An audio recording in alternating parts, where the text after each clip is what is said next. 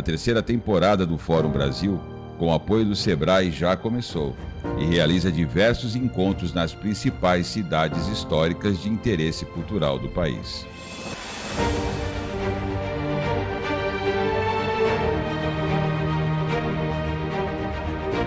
Com o apoio do Governo do Estado, da Prefeitura e da Câmara Municipal, está realizando a Agenda Cidadã para a promoção do turismo histórico-cultural no centro de São Paulo.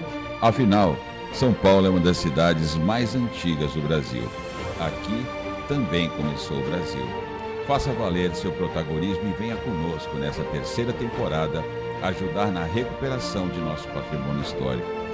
Fórum Brasil de Turismo Cultural, transformando o patrimônio histórico em ativo turístico-cultural.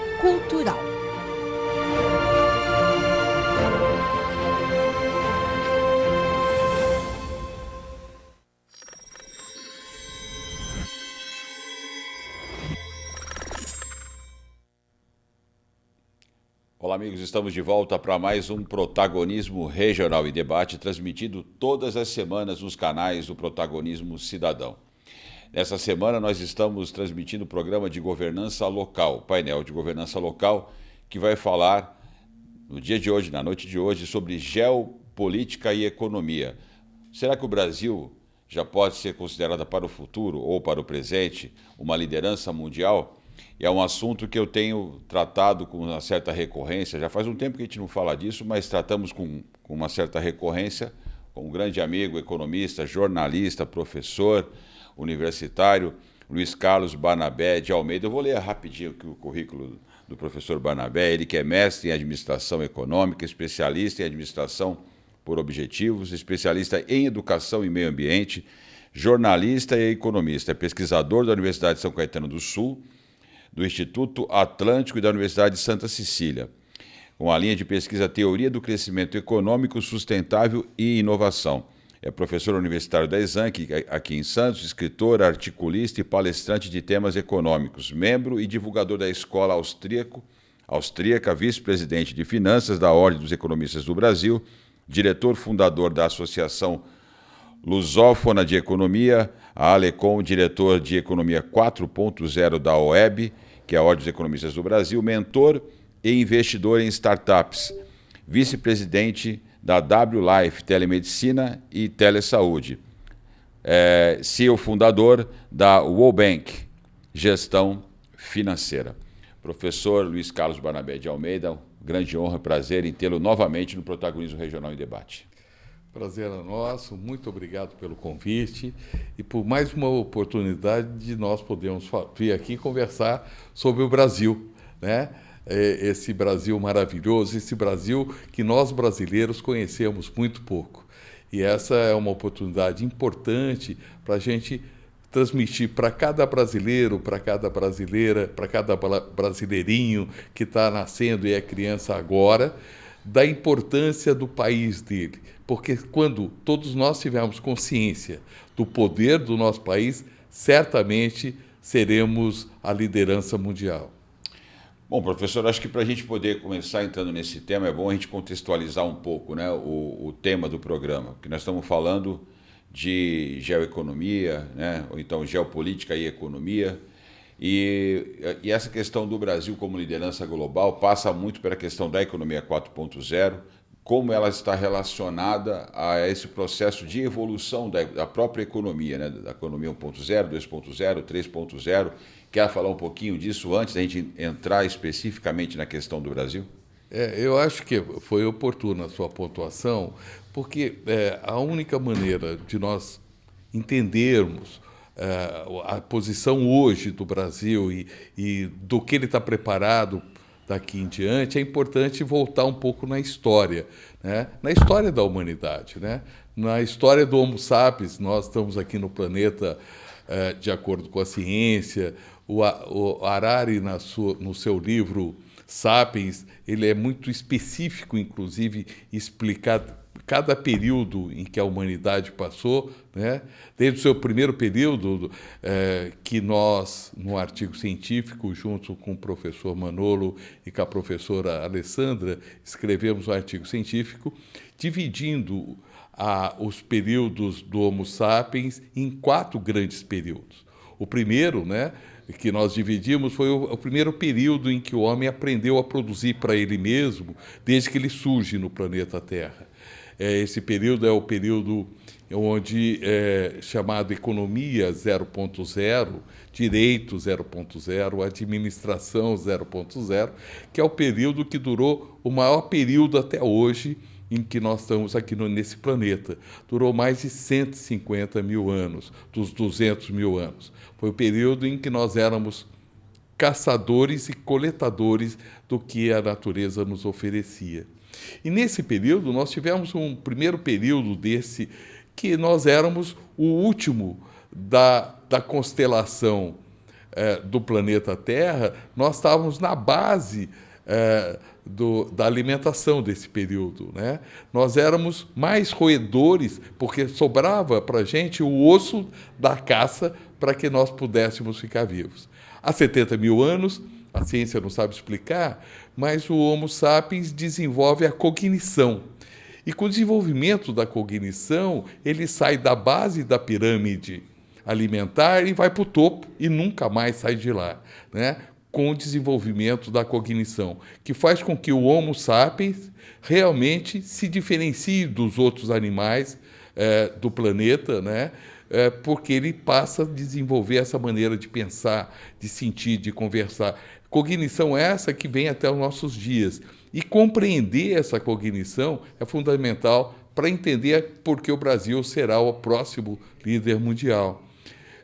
Esse período vai até quando o homem aprende a domesticar os vegetais, a domesticar os animais, que é a era há 12 mil anos atrás, a hora que o homem aprende a plantar, né, a domesticar os vegetais. É a era agrícola, a era 1.0.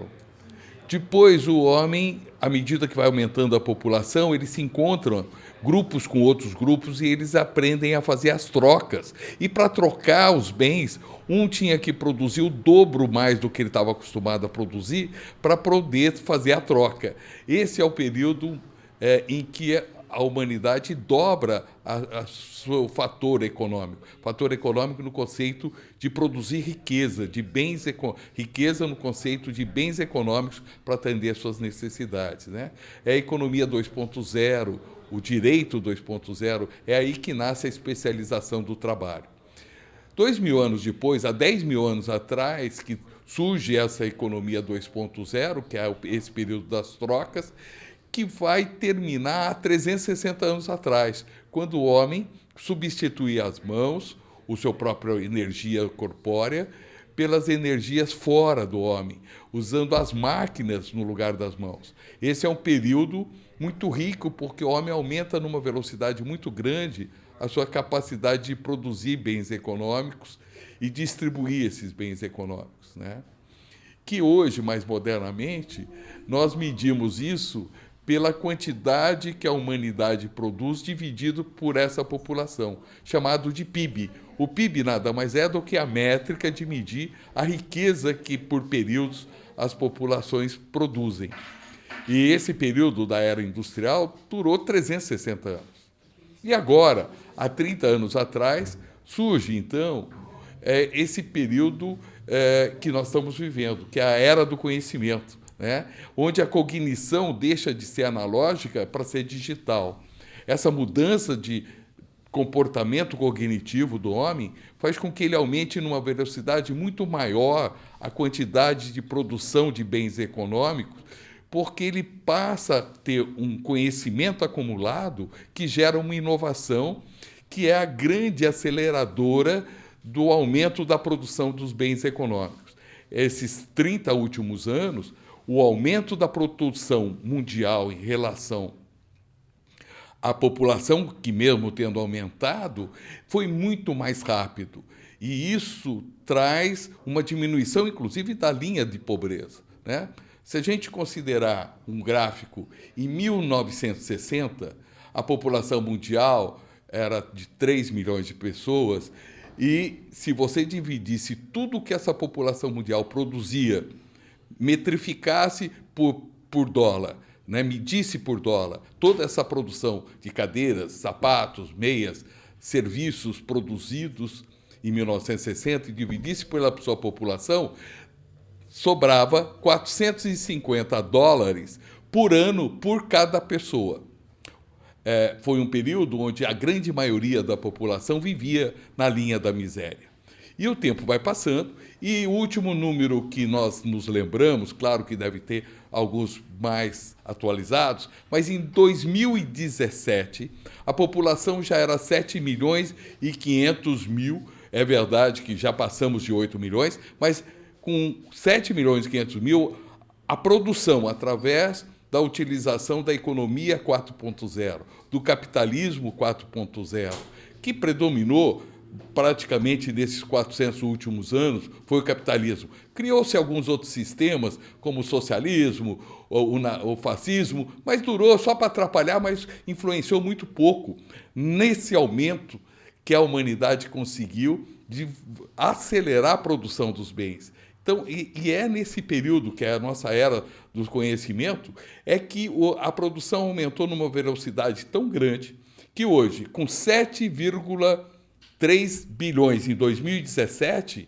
se você pegasse toda a produção produzida pelo homem nesse ano e dividisse por essa população, já chegaria a medir 10.700 dólares por homem. Então, em 1960, que a gente produzia 400 dólares por homem ano, nós, em 2017, com essa nova era do conhecimento, o capitalismo 4.0, o socialismo, o fascismo, nesse período, aí, por menos de 100 anos, desses 400 anos, atrapalhou um pouquinho, mas influenciou muito pouco, né?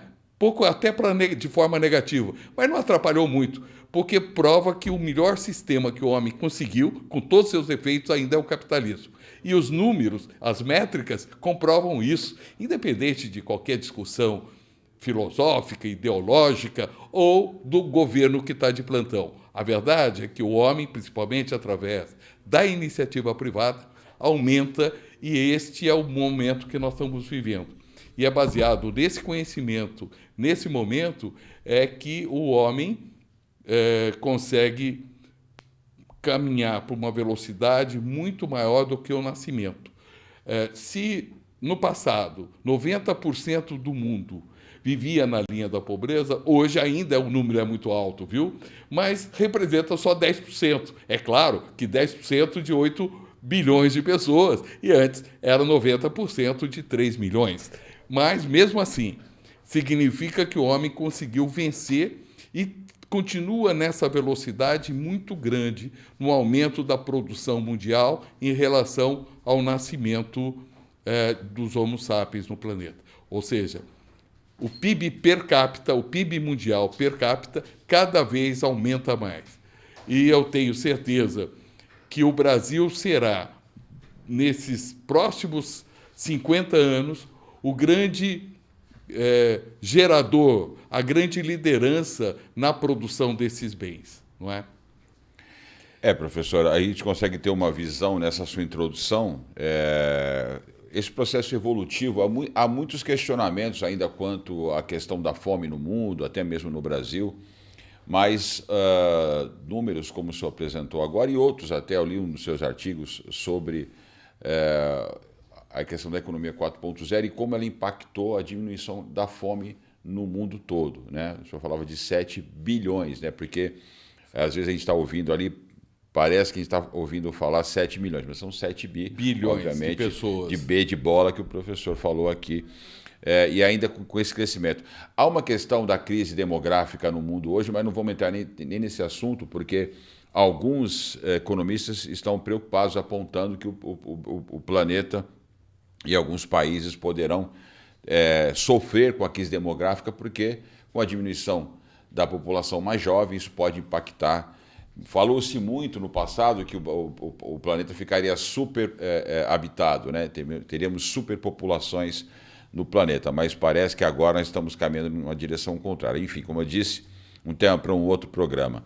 Agora, entrando agora especificamente na questão do Brasil, qual é o impacto que essa revolução de produção tem na relação com o Brasil, com o resto dos países do mundo, ou seja, como o Brasil se posiciona nessa transição do modelo de produção da economia 4.0, considerando que o Brasil é um país que está ainda no grupo de países do chamado Sul Global, um país que trabalha ainda com economia de commodities, né? O Brasil que ainda está longe dos grandes países industrializados. Como é que o Brasil se relaciona com essa transição? É muito pontual, muito boa a sua pergunta. Antes eu queria pedir a permissão para você para voltar um pouquinho, porque a ciência econômica evoluiu muito nesses últimos 50 anos, né? Então, essa nova teoria do crescimento econômico, que é um grupo que eu faço parte de um grupo de cientistas que estuda, derrubou já faz tempo a teoria de Malthus. Qual era a teoria de Malthus? A teoria de Malthus era quanto mais gente, pior. Ou seja, o homem não conseguia produzir pela velocidade que nasciam as pessoas. Essa teoria caiu por terra a partir da hora em que o homem, com tecnologia, com inovação, aumentou a velocidade da produção. Hoje, os economistas inverteram a bola. Com o fim da teoria de Malthus, a nova teoria diz que quanto mais gente, melhor, porque você tem que produzir mais e distribuir esse custo de produção. Então, a população deixou de ser um problema para ser uma solução na nova teoria econômica, que é essa teoria que eu estudo. Então, isso é importante até para entender bem essas discussões. Outra coisa que é importante a gente distinguir nesse novo período que nós estamos vivendo é que todas as lógicas e teorias válidas do século XX têm que ficar lá. Não pode vir para o século XXI, porque todas as teorias perderam, foram desmistificadas, foram modificadas com os novos conhecimentos dessa era do conhecimento. Uma delas é exatamente as commodities, né? Então, é sempre interessante, para entender o futuro, voltar ao passado, mas bem ao passado, não o passado factual. Então, quando nós voltamos ao passado, nós vamos analisar o Homo sapiens, em que os impérios vieram do Oriente para o Ocidente. E cada império só foi império porque algumas condições determinaram as causas para gerá-los impérios, né? E todas, não precisamos ir desde o primeiro império, que vamos lá para a Mesopotâmia, mas todos eles, a causa foi a mesma.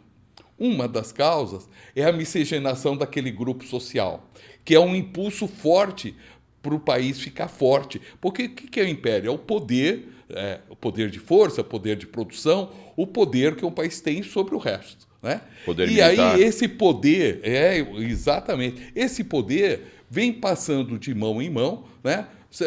Roma foi um império, por sinal um império simpático, porque ele ajudava os países que ele colonizava, né? Respeitando até suas culturas. Depois nós tivemos, para diminuir essa passagem dos impérios, e todos os impérios, para serem impérios, tiveram que vencer uma guerra, né? A Roma venceu várias guerras para ser um império. A Inglaterra foi o penúltimo império da humanidade, né? Que teve que vencer a Primeira Guerra para se consolidar como um império, e só perdeu a liderança mundial para sua filha, os Estados Unidos, né? Que depois que venceu a Segunda Guerra Mundial, ficou um império, e que é um império até hoje. E qual é o próximo império? Qual é o império que vai substituir? Terá que ganhar uma guerra? Não necessariamente a guerra que nós estamos acostumados e vivemos até a era da consciência do homem de hoje.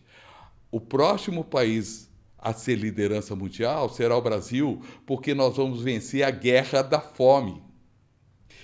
Porque os números, e esses números são oficiais, daqui 2 anos, em 2026, 40% da alimentação do mundo, 40%, será o que eles chamam de commodities, será a alimentação que vai sair do Brasil. Nós seremos a OPEP das commodities da alimentação. Isso é vencer uma guerra.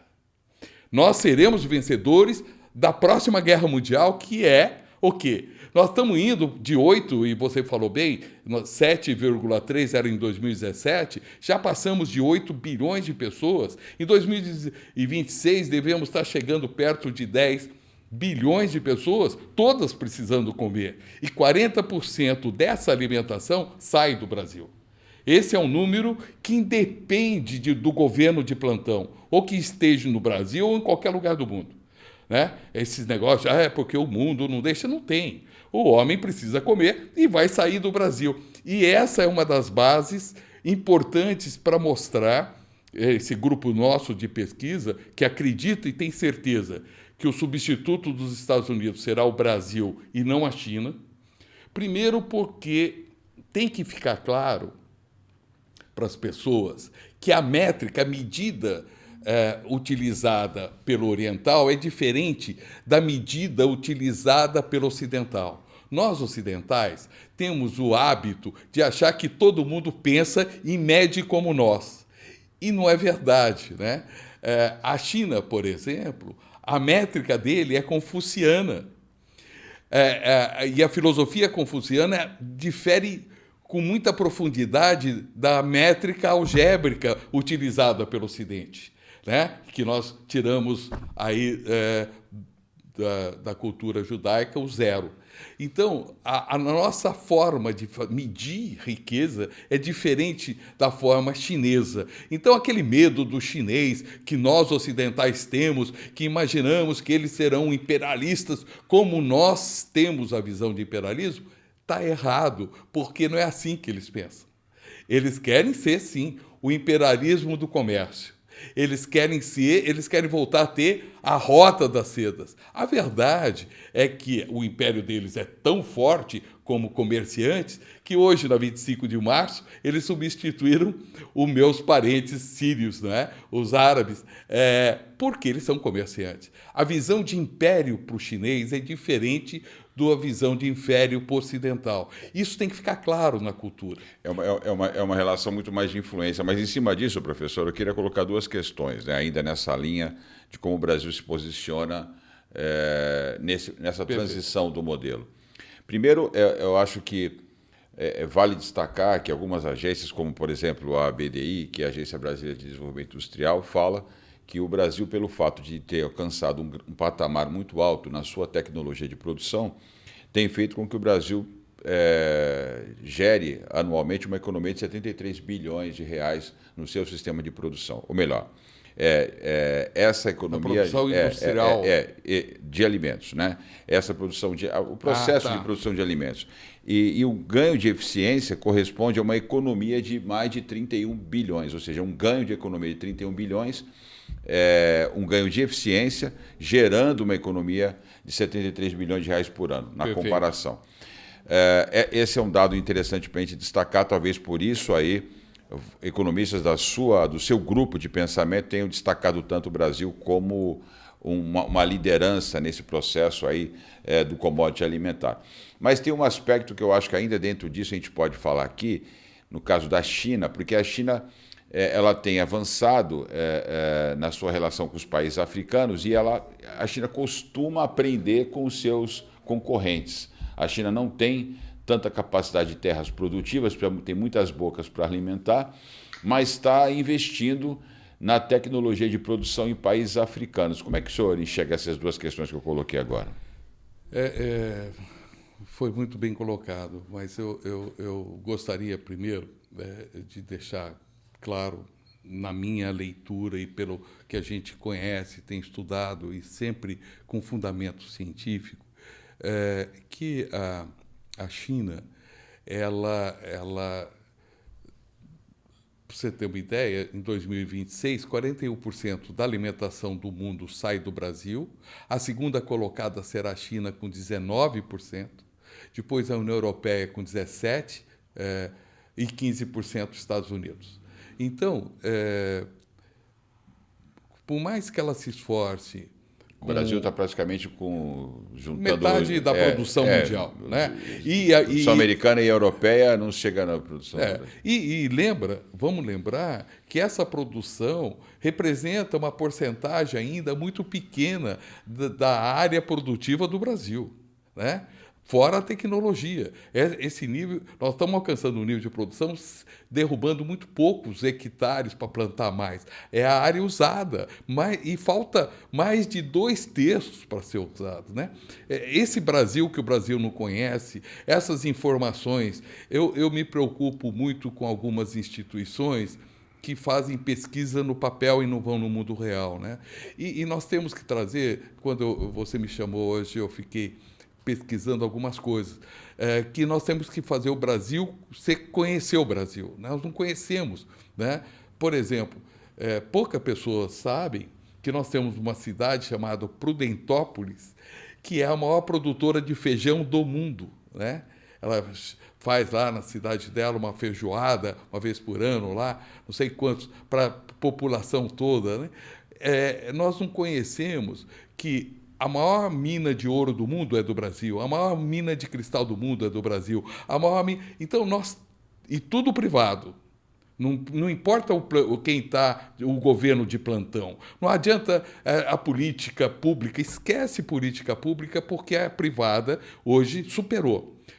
Vamos voltar só para a agricultura, que é um dos pontos que vai levar o Brasil para a liderança, não será o único, certamente, serão outros. Mas, voltando para a agricultura, hoje, se o governo público, o governo federal, estadual, as empresas públicas falarem não queremos ajudar a agricultura e virar a costa para a agricultura, ela vai continuar produzindo igual ou mais. Pela primeira vez, a agricultura no Brasil ela independe da política pública. Ela superou a política, ela não depende mais. Pode fechar o governo que ela continua produzindo e cada ano mais. Ainda no Brasil, a única setor que depende da política pública são as indústrias filhas do Getúlio Vargas. Aquelas que vieram pela substituição e são protegidas até hoje pela política cambial, né? E pela política e pelos impostos de importação e pela política cambial, né? Que custa caro para o povo brasileiro, mas essas empresas tendem a fechar. Elas não têm condição de sobrevivência nessa nova era. Na era do conhecimento, elas vão fechar, ou vão virar uma Kodak, ou vão ter que se aprimorar e começar a concorrer com as competências chinesas. Na agricultura também. Veja, a China pode procurar os países africanos, e que bom que procure, porque, afinal de contas, nós estamos passando de 10 bilhões de pessoas para serem alimentadas. E isso vai ser uma ajuda muito grande também, porque essa migração para a Europa dos povos africanos vão ser menor, porque eles vão querer continuar nas suas terras se tiver investimento para isso, que seria uma política inteligente, aliás, dos países envolvidos. Só sem querer interromper o seu raciocínio, é que há críticos que têm atacado essa dependência do Brasil com a China, especialmente nos grãos, né? Soja, milho, e que isso coloca o Brasil numa situação de muita vulnerabilidade, especialmente eles conseguirem produzir em solo africano. Primeiro que eles vão ter que produzir, vamos torcer que produza, isso não vai tirar a métrica, né? Ainda nós estamos com 50% e ainda usando 1/3 do território, né? Incentivar o mercado a nossa interno. Produtividade e a tecnologia do Brasil é muito grande. Então, claro que a China pode investir, que eu não acredito. Eu não acredito de verdade. A China não investe em produção. Ela investe em comércio. Ela tem limitações de dificuldade. Ela vai investir, está investindo no Brasil e muito na infraestrutura. Mas sabe por quê? Porque a infraestrutura é fundamental para o comércio.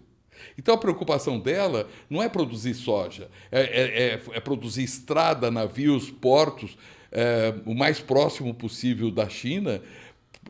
Daí essa outra riqueza que o Brasil vai ter, né? Que a gente falou só de um setor da agricultura, né? Então, todo esse investimento da China, essa crítica é do século XX.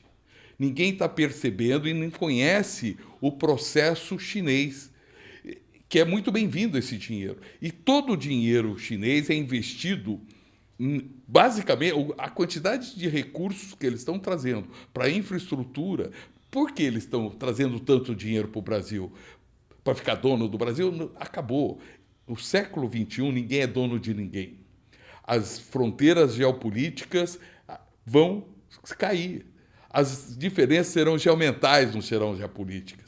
O mundo caminha para uma moeda só. Tinha um professor há muitos anos, no começo do século XX, que já dizia isso, né? Que o mundo caminha para uma moeda só e não terão divisões de fronteiras, né? E nós estamos caminhando para isso, a ciência mostra isso. Né?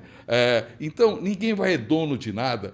Não adianta, a China vai ser dono o quê? Da soja que ela vai produzir aqui? Isso não existe, essa relação, e não tem sustentabilidade. O que existe é a sustentação.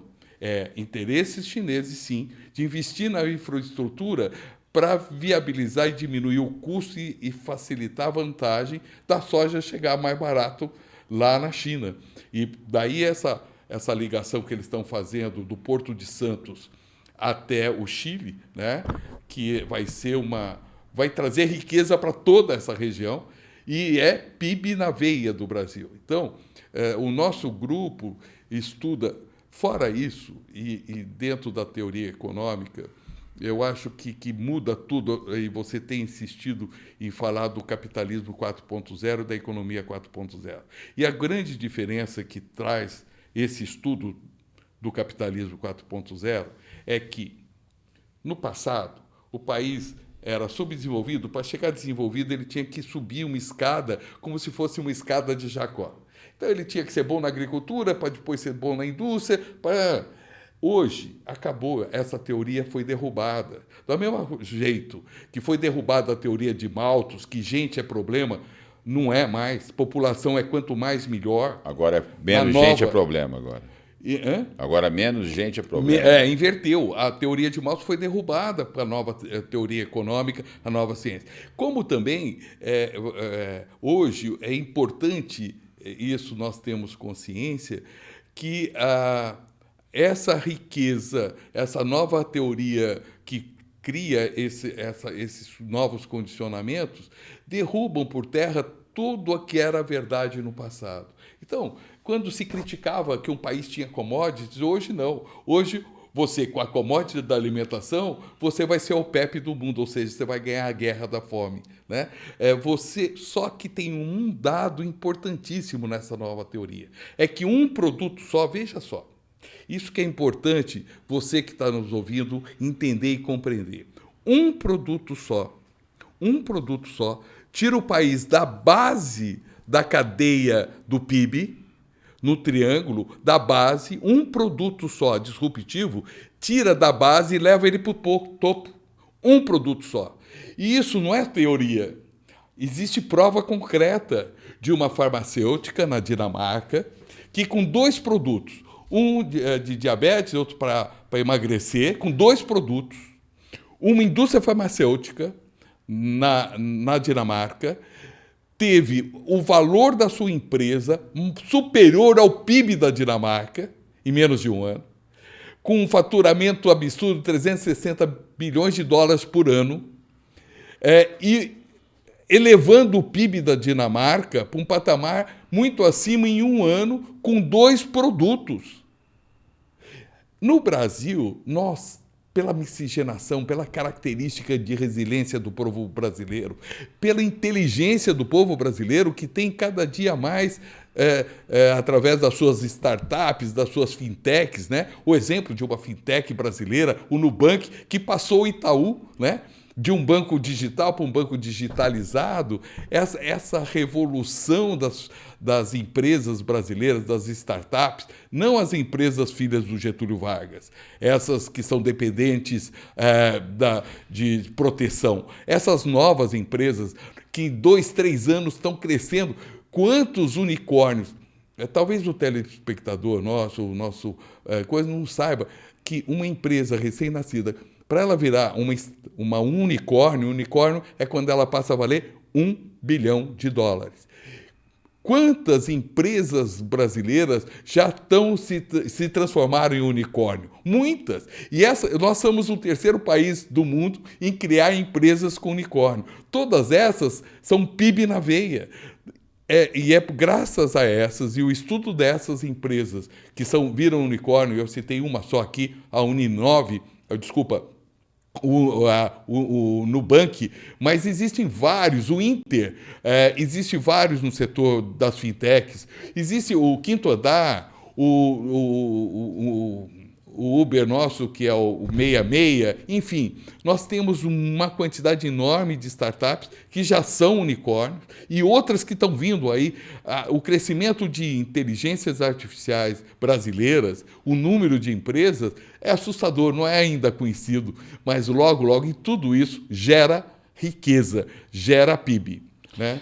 Professor, a gente está com pouco tempo, estou tentando avançar, porque tem alguns assuntos que eu ainda preciso falar com o senhor, né?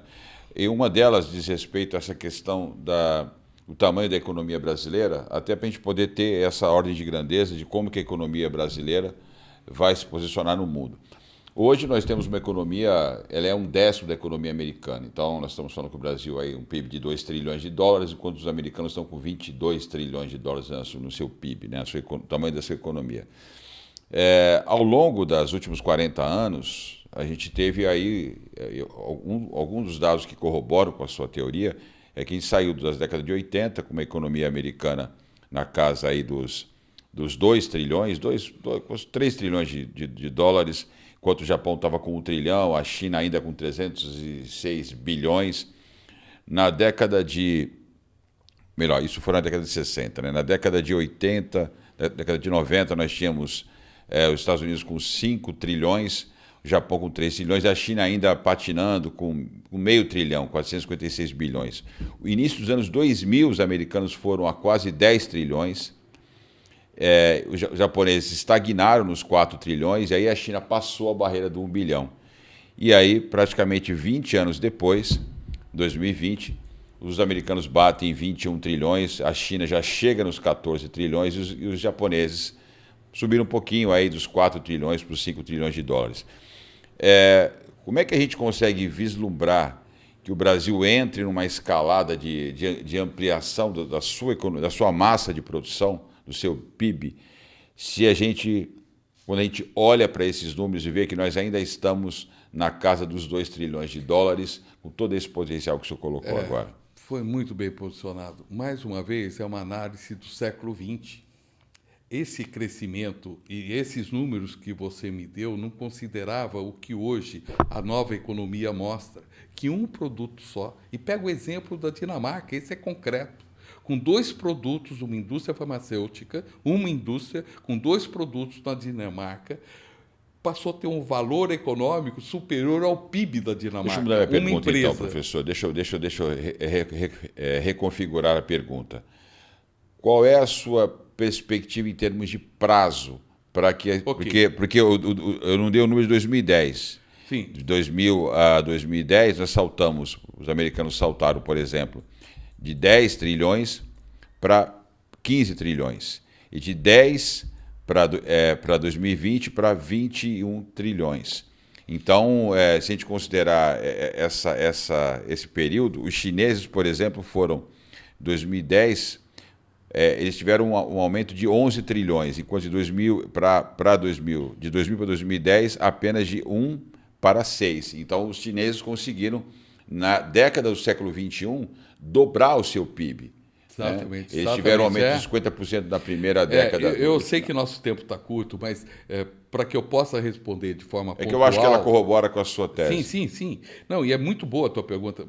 Para que a gente possa, nós temos que trazer para quem está nos escutando, porque senão fica parecendo que eu estou sonhando em falar isso para o Brasil, eu estou falando isso há 5 anos. Né? Mas eu preciso passar algumas informações para colaborar com esse raciocínio que eu vou terminar. Veja só, nós somos... a rota bioceânica que nós falamos, que é a ligação do Porto de Santos, aliás, toda a ida do Brasil para o primeiro mundo passa pelo Porto de Santos, porque os países só viram fortes com a capacidade dos portos livres. E o maior porto livre do Brasil é o Porto de Santos. Então, a nossa ida para o primeiro mundo passa necessariamente pelo Porto de Santos, né? Mas, além disso, veja só que é importante essa rota bioceânica, o hidrogênio verde. Isso está tudo agora. Isso é o Brasil é a China de ontem, de 30 anos atrás, né? O hidrogênio verde vai ser o maior do mundo. Aí nós vamos, a maior usina fotovoltaica da América Latina e do mundo é brasileira, né? A maior que foi inaugurada agora, tudo iniciativa privada, né? Vamos lembrar, é uma coisa antiga, mas vale a pena lembrar que a segunda maior usina hidrelétrica do mundo é do Brasil, né? Vale a pena lembrar que dos países estrangeiros que mais recebeu poupança internacional, poupança internacional é importante, porque o país vem, não é para comprar ações ou ganhar os juros altos, ele vem para pôr o dinheiro dele aqui e só tirar com lucro, né? É o investimento direto. O Brasil hoje só perde para os Estados Unidos. Ganhou da China. Hoje a poupança internacional vem para o Brasil e não vai para a China. Nós passamos. O que o senhor colocou agora é o aspecto da energia, eu acho muito importante destacar, porque não sei nem se vai ter tempo de falar nisso, mas as empresas de tecnologia, por exemplo, precisam, especialmente para criptomoeda, enfim, processamento de energia. E o Brasil tem a matriz hoje mais barata e mais limpa do mundo. E a maior do mundo em vários.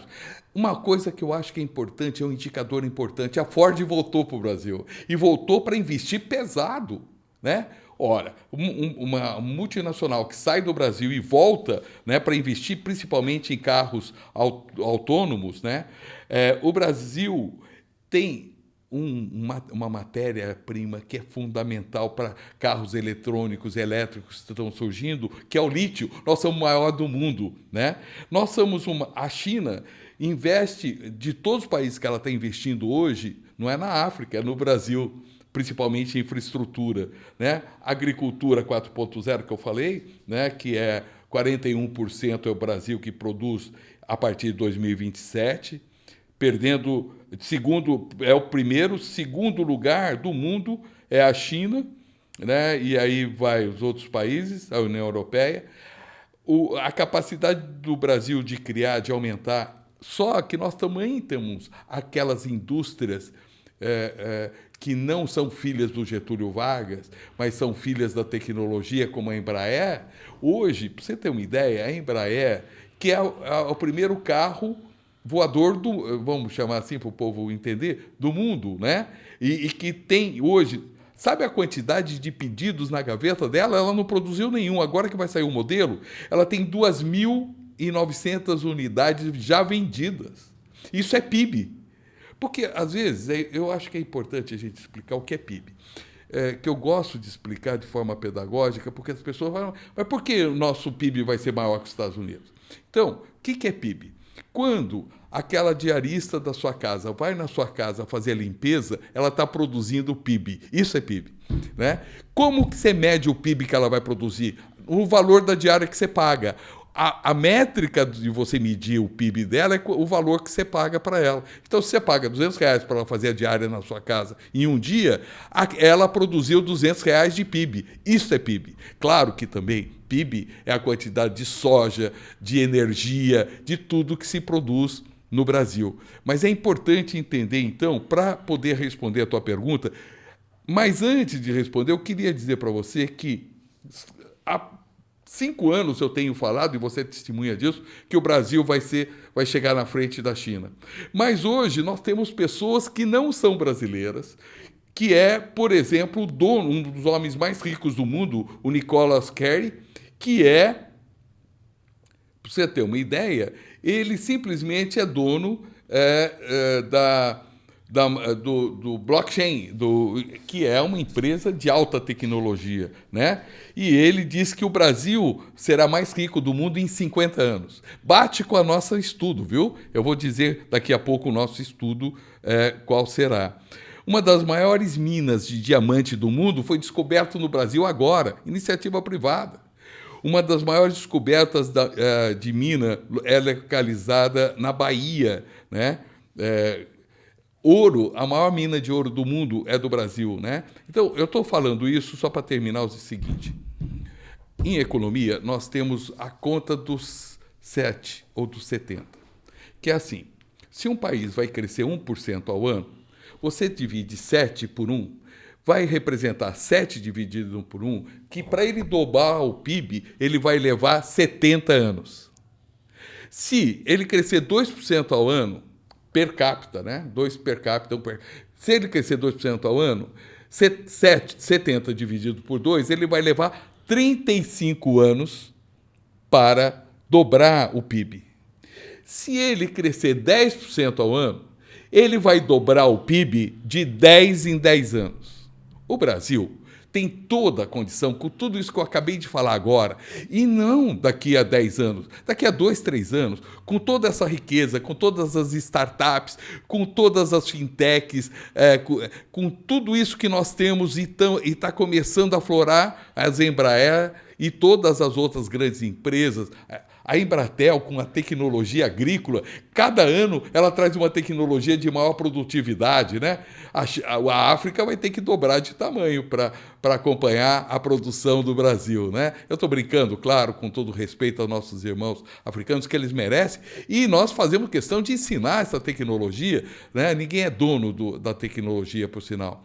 Enfim, com tudo isso, o Brasil tem condição de crescer, se crescer 10% ao ano, nós já crescemos 10% ao ano no passado, né? A China também cresceu no passado, só que sem sustentabilidade. O Brasil tem condição de crescer 10% ao ano com sustentabilidade, que é o equilíbrio do social, do ambiental e do econômico. E aí eu digo para você que o nosso grupo tem certeza que o Brasil poderá, a hora que nós chegarmos no patamar de 10% ao ano, nós estaremos crescendo 15% ao ano. E aí eu faço uma pergunta para você. 70 dividido por 15, o PIB do Brasil vai dobrar de quantos em quantos anos? Me ajudem aí a fazer essa conta.